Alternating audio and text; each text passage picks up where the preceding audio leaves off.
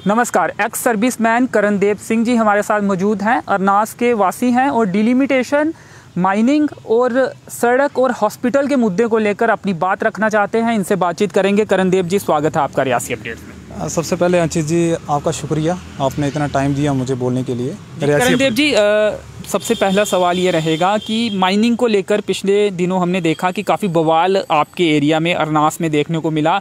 विभिन्न पार्टियों के नेता, ऐसा बहुत कम देखने को मिलता है कि अलग अलग पार्टियों के जो नेता हैं एक ही मंच पर आकर एक साथ किसी मुद्दे को लेकर धरना दें, क्योंकि हमने देखा है कि सबकी विचारधारा अलग अलग रहती है और राजनीति हर मुद्दे पर की जाती है। लेकिन माइनिंग के मुद्दे पर, माइनिंग के रेट्स कम करने को लेकर सभी पार्टियों के जो लोग थे एक साथ धरने पर बैठे। इसके साथ ही आपके वहाँ पे डिलिमिटेशन को लेकर कहीं ना कहीं लोगों में ये चिंता है कि उनकी सीट को कौन सा हिस्सा कट किया जाएगा या नया जोड़ा जाएगा, उस पर भी आपसे बातचीत करेंगे। सबसे पहले माइनिंग को लेकर आप क्या कहेंगे? क्या वाकई में आपको लगता है कि रेट काफ़ी ज़्यादा है और जल्दी से कम करने की ज़रूरत है, और क्यों आखिर अभी तक रेट्स को कम नहीं किया गया है, जबकि जो जनता के नुमाइंदे हैं, सरपंचिस हैं, विभिन्न पार्टियों के लोग हैं, उन्होंने धरना भी दिया है और लगातार ये बात उठाई और इससे पहले भी लोग उठाते रहे? सबसे पहले अंचित जी, मैं आपको से बात करना चाहता हूँ माइनिंग के ऊपर।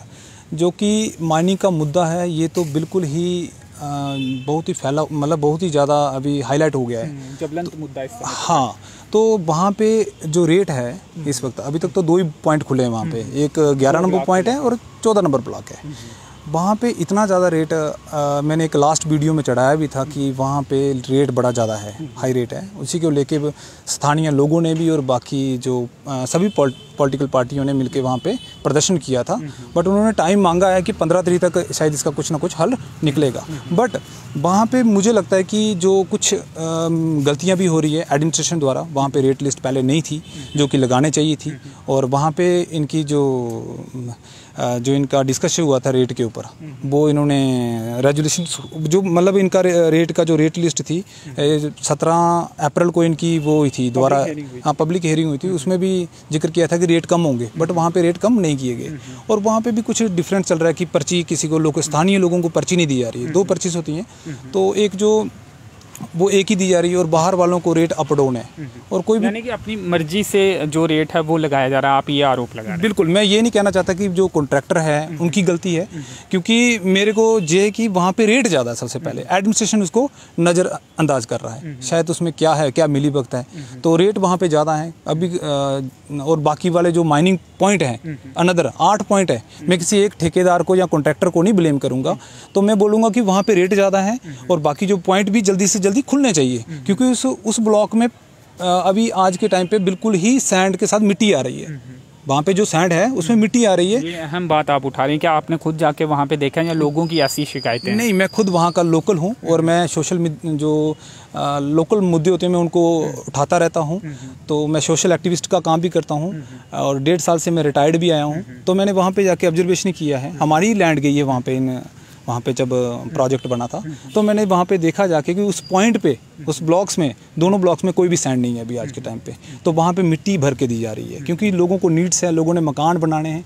तो ये एडमिनिस्ट्रेशन को ध्यान देना चाहिए कि बाकी वाले पॉइंट भी, यानी कि रेत के बीच में मिक्स है, मिट्टी है। अगर आप वहाँ पे जाएँ अंकित जी, तो वहाँ पे देखें कि वहाँ पे क्या प्रॉब्लम आ रही है। तो कुछ आज पहले 200 डैम्पर लगे होते थे, आज का टोटल 20 से 30 डैम्पर लगे होते हैं, क्योंकि वहाँ पे मिट्टी आ रही है सैंड में। और दूसरा नंबर, वहाँ पे रेट का भी अप डाउन चलता रहता है। आपने 2 मुद्दे यहाँ पे उठाए हैं। एक तो आपने बात करी कि जो और ब्लॉक्स हैं वो क्यों नहीं खोले जा रहे हैं, ये सवाल आपने उठाया, और रेट्स जो है ये कम करने की मांग आप भी कर रहे हैं, जो कि आप कह रहे भी हैं कि कुछ बातचीत हुई थी, आश्वासन मिला था कुछ दिनों में। और एक इसके साथ ही महत्वपूर्ण सवाल कि 2 ही ब्लॉक खुले होने के कारण वहाँ पे मिट्टी भी मिक्स है रेत में, और वो जो लोगों को दी जा रही है मिक्स, उसमें मिट्टी भी है। ये 3 मुद्दे आप प्रमुख तौर पर। बिल्कुल, सबसे पहले मैं एडमिनिस्ट्रेशन जो डीएमओ साहब है उनको देखना चाहिए या क्या मिली वक्त है, मुझे नहीं पता इसका। बट मैं कहना चाहता हूँ कि वहाँ पे 2 पॉइंट ही क्यों खोले, बाकी वाले पॉइंट क्यों नहीं खोले जा रहे जिनमें सैंड है, जहाँ तो उनसे खाई है घुस कुछ किसी ने। तो ये एक चीज़ डीसी साहब को देखना चाहिए। डीसी साहब बहुत ही अच्छा काम, बहुत एक्टिव हैं वो, तो उनको ये इनिशिएटिव लेना चाहिए, इनके ऊपर थोड़ी नकेल कसनी चाहिए कि वहाँ पे वो 2 पॉइंट क्यों खुले, बाकी वाले की क्यों नहीं हेयरिंग हो रही है, जहाँ पे सैंड है, जो लोगों को अच्छी सैंड मिल जाए। मैंने लास्ट एक वीडियो चढ़ाया था कि, और मिस्त्री ने उसको मना कर दिया था। अरनास की लोकल की बात है, वहाँ पे अरनास में उसको 11,000 का डैम्पर पड़ा। वो पता नहीं किस वजह से पड़ा, कोई पर्ची नहीं, कोई कुछ नहीं, और वहाँ पे मिट्टी है।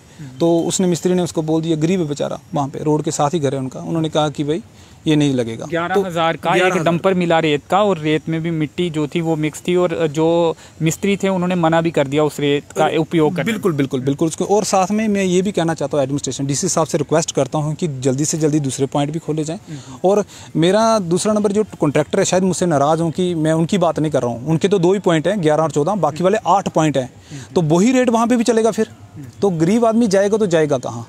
तो मैं ये उनको बता देता हूँ कि मैं स्पेशली उन्हीं को इंडिकेट नहीं कर रहा हूँ, मैं रेट को लेके जो एडमिनिस्ट्रेशन है उनको बताना चाहता हूँ कि रेट बड़े ज़्यादा हैं, तो ये रेट को कम से कम किए जाएँ, जो कि अदर डिस्ट्रिक्ट हैं जैसे जम्मू, कठुआ, सांबा, उनके जो रेट हैं तो वो कम किए। चलिए, धरने पर जो विभिन्न पार्टियों के लोग उतरे थे या फिर सरपंच उतरे थे, उन्होंने ये भी कहा था कि जो पंचायतें हैं, जिस पंचायत में जो ब्लॉक खुलता है अगर, तो लोकल स्थानीय लोगों को, उस पंचायत के लोगों को बेनिफिट मिलना चाहिए, और बीपीएल लोगों को ख़ास तौर पे या तो फ्री रेत बजरी मिलनी चाहिए या फिर आधे रेट में मिलनी चाहिए। ये मांग भी उठाई थी, क्या आप भी ये मांग उठा रहे हैं? और पब्लिक हेयरिंग में भी ये कहा गया था, लोगों के अनुसार जो धरने पर बैठे थे वो ये कह रहे थे कि ये तमाम बातें वहाँ पर डिस्कस हुई हैं और ये ठेकेदार को करनी पड़ती हैं, लेकिन उसके बावजूद भी नहीं की जा रही हैं, और जो प्रशासन है वो कोई भी कार्रवाई नहीं कर रहा। बिल्कुल अंकित जी, सबसे पहले मैं बता दूँ कि जो पंचायत का आपने कहा खनन का, तो मैं बताना चाहता हूँ कि जो हमारे होम मिनिस्टर साहब अमित साहब ने, इन्होंने क्या किया था कि पार्लियामेंट में एक अनाउंस किया था कि जो खनन जितना भी माइनिंग का होगा, खनन का, ये पंचायत के अंडर होगा, बट अभी तक ये कुछ हुआ नहीं। तो मैं डीसी साहब से ये भी रिक्वेस्ट करूंगा कि वो इस पे गौर फरमाएं कि ये पंचायतों के अंडर होना चाहिए, पंचायत के अंडर होना चाहिए माइनिंग का जो भी है। और उसके बाद जो धरने का आपने कहा मुझे कि धरने में जो सभी लोग बैठे थे, आप भी शामिल थे? बिल्कुल, मैं भी था शामिल। मैंने उससे पहले कुछ, मैं किसी काम से एक धरने में तो नहीं आ पाया, बट एक फर्स्ट धरने में वहाँ पे मैं था, तो मैंने वहाँ पे देखा कि सभी ने वहाँ पे मुद्दा उठाया है इस चीज़ का कि रेट बड़े ज़्यादा हैं। और साथ में मैं लोकल अरनास के जो सराउंडिंग एरिया जो लगता है, उनसे भी रिक्वेस्ट करता हूँ कि जब भी कोई प्रोटेस्ट होता है तो वहाँ पर आएँ, और क्योंकि मैं चाहता हूँ कि रेट सबके लिए ज़्यादा है, तो वहाँ पे लोगों को आके जाके प्रोटेस्ट करना चाहिए, चाहे एडमिनिस्ट्रेशन, चाहे जितना भी मिला हो, एडमिनिस्ट्रेशन अगर मिला है तो तब भी हम प्रोटेस्ट करके, जैसे कहावत है अंकित जी कि बोलते हैं कि दूसरे घर में, जैसे आर्मी में, मैं आर्मी में था तो हमारे को बोलते थे कि आर्मी में जाओ मगर दूसरे, अपने घर का कोई नहीं जाए, दूसरे का जाए बनने के लिए। तो मैं ये कहना चाहता हूँ कि अगर रेट की प्रॉब्लम सबको है, चाहे हंदर के लोग हैं, चाहे कंथान के लोग हैं, चाहे सलाल के लोग हैं, तो सबको आके उसमें वो करना चाहिए, प्रोटेस्ट करना चाहिए रेट के खिलाफ कि रेट बड़ा ज़्यादा है। वो तो एडमिनिस्ट्रेशन को भी पता चलेगा कि वहाँ पे रेट, लोगों को, स्थानीय लोगों को बड़ी प्रॉब्लम आ रही है ये चीज़। तो मैं आपके चैनल के माध्यम से डीसी साहब से भी रिक्वेस्ट करता हूँ कि वो डीएमओ साहब से पूछें कि यहाँ पे 2 ब्लॉक्स जो खुले हैं उनमें इतना रेट ज़्यादा क्यों है, और उनकी सैंड में, उनकी जो वहाँ पे सैंड है उसमें इतनी मिट्टी है। आप देखिए वहाँ पे जाके, अगर मैं, क्योंकि मैं लोकल हूँ वहाँ का, तो मैं झूठ तो बोलूँगा नहीं ना, तो मैं आपके चैनल के माध्यम से, क्योंकि आपका चैनल बहुत फेमस है यहाँ पे, सब देखते हैं, लोकल स्थानीय लोग भी देखते हैं, तो मैं हंदर, कंथान, सलाल, खनीकोट, जुड्डा, उन सब से रिक्वेस्ट करूँगा कि जब भी 15 तारीख को अभी इन्होंने टाइम मांगा है, अगर ये रेट को कम नहीं करते हैं तो हम यहाँ पे डीसी साहब के आगे आके, डीसी साहब के ऑफिस के आगे आके बैठेंगे हम, और वहाँ पे हम प्रोटेस्ट करेंगे कि अगर रेट कम नहीं किए जाते हैं तो। चलिए, आप धरना देंगे, ये आपका अधिकार है। अब डिलिमिटेशन की बात करते हैं। पिछले दिनों हमने देखा कि अपनी पार्टी द्वारा एक प्रेस कॉन्फ्रेंस की जाती है और ये कहा जाता है कि अगर अरनास गूल कॉन्स्टिट्यूंसी के साथ छेड़छाड़ की गई तो इसके परिणाम देखने को मिलेंगे, और इसके साथ ये भी कहा गया कि काफ़ी डेवलपमेंट इलाके की हुई है। सबसे पहला सवाल मेरा आपसे ये कि क्या वाकई में वो सही बोल रहे थे, अरनास गूल कॉन्स्टिट्यूंसी में डेवलपमेंट आप देखते हैं कि डेवलपमेंट हुई है, या फिर अभी भी बुनियादी सुविधाओं के लिए लोग वहाँ पर जूझ रहे हैं? और फिर इसके बाद हमने ये देखा कुछ और लोग सामने आए और उन्होंने अपनी पार्टी का विरोध करते हुए ये कहा कि कॉन्स्टिट्यूंसी गूल के हिस्से को अरनास गूल से अलग कर देना चाहिए। तो आप क्या मत रखते हैं और क्या वहाँ के लोगों की राय है जो आप तक पहुँचाते हैं? देखो, मैं किसी पार्टी का ना तो समर्थन करता हूँ, मैं किसी पार्टी से ताल्लुक़ रखता हूँ, और ना ही मैं किसी के उनको बयान पे ऊपर वो करना चाहता हूँ। बट मैं अपना एक मुद्दा है वहाँ का स्थानीय लोगों का, जो कि वो लोग चाहते हैं। जैसे कि मैंने कुछ दिनों पहले सुना था कि अरनास को, कॉन्स्टिट्यूंसी को कहीं पोनी के साथ किसी का प्रपोजल गया था अरनास से, तो अरनास से या कहीं से भी सुना था कि अरनास को पोनी के साथ जोड़ने की कोशिश करते हैं। तो वहाँ पे डीडीसी पोनी ने शायद उन्होंने ऑब्जेक्शन किया था, मैं किसी चैनल के माध्यम से देख रहा था। तो मैं चाहता हूँ कि पोनी को अरनास के साथ जोड़ने से अच्छा है कि वहाँ के जो नियरेस्ट इलाका है, जैसे अपना जिज बगली है, थुबथनोल है, ठिल्लू है, बरनाली, ये ऑलरेडी गुलाबगढ़ के साथ लगता है, ये गुलाबगढ़ कॉन्स्टिट्यूंसी में लगता है, मगर ये नियरेस्ट है अरनास कॉन्स्टिट्यूंसी के बिल्कुल नज़दीक लगते हैं। तो वो लोग चाहते भी हैं कि अरनास कॉन्स्टिट्यूंसी में हम जुड़ें। तो अगर अरनास को रियासी के साथ जोड़ा जाता है तो पौनी के साथ, तो पौनी के लोग तो ऐसे भी खफा हैं, वो उन्होंने डीडीसी और बीडीसी मेंबर उन्होंने कहा है कि हम जुड़ना नहीं चाहते हैं। तो मैं चाहता हूं कि जो अरनास के 4 ब्लॉक हैं, जैसे अरनास ब्लॉक हो गया, ठाकराकोट ब्लॉक हो गया, जिज ब्लॉक हो गया और साथ में थुरू ब्लॉक हो गया, ये सारे के सारे एक ही कॉन्स्टिट्यूंसी अरनास कॉन्स्टिट्यूंसी में रखना चाहिए। क्योंकि जो मैं आपको बता रहा हूँ कि जिज बगली के कुछ हिस्सा जो है वो गुलाबगढ़ में आता है, मगर वो बिल्कुल नज़दीक है किसके, अरनास कॉन्स्टिट्यूंसी। तो वो 4 ब्लॉक लगा के एक अच्छी कॉन्स्टिट्यूंसी हमारी बन सकती है, क्योंकि 70 से 80 हज़ार, अगर थोड़ा कम होता भी है तो 1-2 पंचायत ऐड कर सकते हैं। क्या कोई प्रतिनिधि मंडल आपके इलाके से जो डिलिमिटेशन कमीशन है उनसे मिलने गया था? एक तो हमारी जानकारी में है जो पूर्व सरपंच रहे हैं जोगिंदर सिंह सियाल जी, वो मिलने गए थे। क्या और भी प्रतिनिधि मंडल मिलने गए थे और क्या उन्होंने भी यही बात रखी थी या उनका कहना कुछ और था? देखो, इन्होंने अलग अलग तरह से बातें रखी। कईयों ने तो सुना है कि कोई रेजोल्यूशंस कईयों ने दिया है कि मैं किसी पे बात टिप्पणी तो नहीं करूंगा, कईयों ने पौनी के साथ किया। कुछ बेवकूफ़ लोग जो हैं, मतलब कम अकल के लोग, तो इन्हों को देखना चाहिए, अपने वोट बैंक की राजनीति नहीं करना चाहिए। तो मेरा आप मानते हैं कि वोट बैंक की राजनीति हो रही है? जो अभी चुनाव लड़ना चाहते हैं वो अपने अपने वोट बैंक को देखकर ही जो मेमोरेंडम है वो दे रहे हैं या मांग कर रहे हैं? बिल्कुल अंकित जी, यही बात मैं आपसे कहना चाहता हूँ कि ये जो कर रहे हैं ये बिल्कुल गलत कर रहे हैं। अगर अरनास कॉन्स्टिट्यूंसी, मैंने आपको पहले कहा कि 4 ब्लॉक से एक अच्छी कॉन्स्टिट्यूंसी बन सकती है, तो ये वहाँ के लोकल लीडर जो स्थानीय अरनास की बात कर रहा हूँ, इनको देखना चाहिए। और मैं डीसी साहब से भी रिक्वेस्ट करता हूँ कि अगर वो ये भी चीज़ देखें कि अरनास कॉन्स्टिट्यूंसी के साथ पौनी लगा के आप क्या बेनिफिट होगा, जब उसके साथ आप पौनी के लोग भी नहीं आना चाहते। कुछ लोग आए थे, हालांकि सभी लोगों की तरफ से उन्होंने कहा था कि जो नुमाइंदे हैं वो भी ये चाहते हैं, लेकिन हम ये नहीं कह सकते कि सभी की ये मांग होगी। लेकिन कुछ लोग आए थे, उन्होंने भी ये मांग रखी थी कि वो रियासी के साथ ही रहना चाहते हैं। बिल्कुल, तो उनको वहीं रहने दो। बट मैं अपने कॉन्स्टिट्यूंसी की ही बात करूंगा अरनास की, कि उसके साथ जो लोग वो जुड़ना चाहते हैं, जिज बगली, ठिल्लू, कैंठी, थुबथनोल, ये इलाका हमारे साथ जुड़ना चाहता है, क्योंकि उनको गुलाबगढ़ दूर पड़ता है। तो इसलिए अगर वो अरनास के साथ जुड़ते हैं तो वहाँ के स्थानीय लोगों का भी वो बेनिफिट होगा। उन लोगों को अलग कर देना चाहिए, आपकी क्या मांग है? जी, गुल को अलग कर देना चाहिए। ऐसा भी कहा जा रहा है कि जो डिस्ट्रिक्ट के अंदर ही कॉन्स्टिट्यूएंसीज बनेंगी तो ऑटोमेटिकली फिर गुल का कुछ इलाका जो है वो रामबन में आता है वैसे भी। हाँ। तो उसको अभी मैं ये नहीं अपनी राय यहाँ तक ही दे सकता हूँ कि जो अरनास के साथ 4 जो अपने ब्लॉक्स हैं ये जुड़ने चाहिए। ये हमारे लोकल लीडर, जो अरनास के लोकल लीडर हैं, मैं उनसे भी कहना चाहता हूँ कि आप ये प्रपोजल अभी दोबारा शायद आ सकता है, डिलिमिटेशन को दोबारा कोई आएगा देखने के लिए, तो तब भी बात ये रखें आप। लेकिन इसमें वोटर काफ़ी कम होंगे, तो ऐसे में एक कॉन्स्टिट्यूएंसी बनाना मुश्किल हो जाएगा। ये मुद्दा कहीं ना कहीं इसमें ये रोड़ा आ सकता है कि वोटर जो हैं वो उनकी संख्या कम है। नहीं अंशु जी, वोटर कम नहीं है। आप 4 ब्लॉक को ले लीजिए, आप कैलकुलेशन के तब भी 70+ जाता है।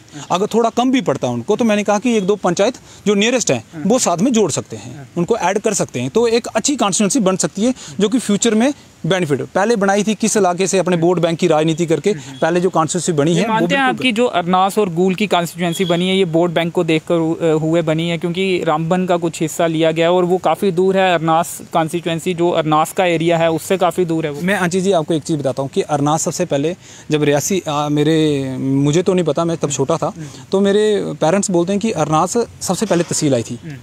क्या आई थी? सबसे पहले तहसील आई थी। और यहाँ सबसे पहला ब्लॉक कौन सा है? अरनास है, उस एरिया में। बाकी ब्लॉक बाद में बने हैं। तो सबसे पहला ब्लॉक अरनास है और इतनी बड़ी मार्केट हुआ करती थी और यहाँ पे तहसील थी। तो कुछ मोहर के कुछ लीडर थे तब, जहाँ कोई पार्टी जिन्होंने बनाया हुआ ये सिस्टम, तो अरनास से तहसील उठा के उन्होंने कहाँ ले ली? मोहर में। तो जो कि अरनास को बिल्कुल खोखला कर दिया। तो यही तो मेरा कहने का मतलब है, अगर आप उसको जोड़ के रखेंगे, कॉन्स्टिट्यूंसी अच्छी बनाएंगे, तो ये कोई कुछ नहीं करेगा। वो तहसील मोहर में चला गई। और आज आपको मैं बताता हूँ कि फ़र्क क्या पड़ता है। आप बोलते हैं ना कि फ़र्क ये पड़ता है कि आज अरनास से सारे ऑफिस उठाए जा रहे हैं। और ये मैं कसूर अपने आप को भी ठहराता हूँ। वहाँ के स्थानीय लोग जो सराउंडिंग अरनास के इलाके हैं, उनसे भी कहना चाहता हूँ कि जब भी आप ये देखिए कि वहाँ पे कॉलेज नहीं है, वहाँ पे केंद्रीय विद्यालय नहीं आ पाया, वहाँ पे जो एनिमल हस्बेंड्री का ऑफिस उठा दिया गया, वहाँ से सब डिविजनल उठा लिया गया, जो कि बनता ही वहाँ था। जो तहसील में कोर्ट होता वो नहीं है। तो मैं ये स्थानीय लोगों से भी अपील करता हूँ कि आप लोग जब भी एकजुट होंगे, हमारी अगर यूनाइटेड होगी, हम यूनिटी होगी, तो कोई भी हमारे से कुछ छीन के नहीं ले सकता। तो अगर हमारी यूनिटी होगी तो हमारे इलाके की डेवलपमेंट होगी। चलिए अब और कुछ मुद्दों पर आते हैं। हमने देखा कि रियासी बीप जो कार्यक्रम डीसी रियासी द्वारा चलाया जाता है, कोई भी वहाँ पर फ़ोन कर अपनी जो समस्याएं हैं वो उठा सकता है। आपने भी कुछ मुद्दे उठाए थे हॉस्पिटल और सड़क, हंदर सड़क को लेकर, जो ड्रेनेज की वहाँ पे समस्या है, पानी जमा हो जाता है, वो क्या उन पर उसके बाद काम हुआ है? जो रियासी बीप प्रोग्राम चलाया जा रहा है, क्या आपको लगता है उसमें उसका कुछ बेनिफिट हो रहा है? जो मुद्दे लोग उठा रहे हैं वो हल हो रहे हैं? क्या आपने जो मुद्दे उठाए थे वो हल हुए अभी तक, या फिर उस पर जो कार्य है वो शुरू हुआ है? देखो, सबसे पहले मैं डीसी साहब को थैंक यू बोलना चाहता हूँ कि जो उन्होंने रियासी बीट जो प्रोग्राम चलाया है वो बहुत ही अच्छा प्रोग्राम है, और उसके माध्यम से लोगों को बात करने का, जैसे मैंने भी 2-3 बार डीसी साहब से बात कर चुकी है, तो डीसी साहब ने उन बातों पर एक्टिव हैं, उन्होंने कुछ बातें मेरी मानी भी हैं। तो मैं थैंक यू करना चाहता हूँ आपके चैनल के माध्यम से डीसी साहब का।